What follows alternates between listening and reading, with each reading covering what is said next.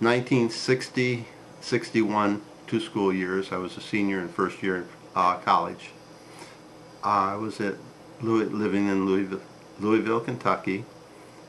The last thing I mentioned in my tape before it was a name, Michael Melody.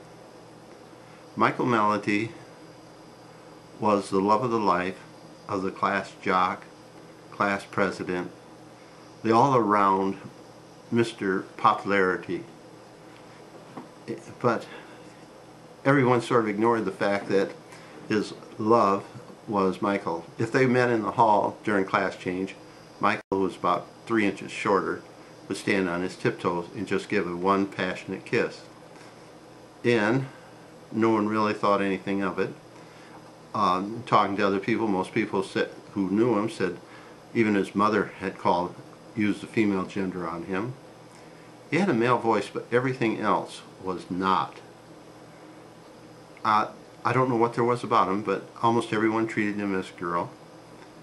And would go to the theater and he would sit in the back and the two would neck.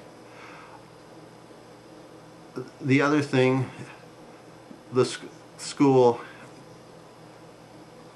this place, they're a little more open about talking about sex. Like I said, you'd be talking to someone and this one guy, classic line, he's talking about something and this guy walked by and he says, you know, God, I'd love to kiss that ass. That's kind of a dead giveaway that person was not hetero. I was not that good of a student. In fact, I was probably piss poor. But during those 2 years there was a sophomore in the high school. While I was a senior, he was a sophomore. And his name was Larry. He's the one that I pictured in the front. And even though I probably never talked to him more than those 2-year period, more than a couple dozen times, he was the love of my life. And there's something about just fascinated me. Plus he was light. And I'd walk up behind him sometimes, just pick him up. But over the years, I never forgot him. The other ones I hung around with, the second group of pictures,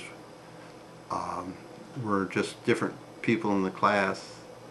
I don't know whatever became of most of them.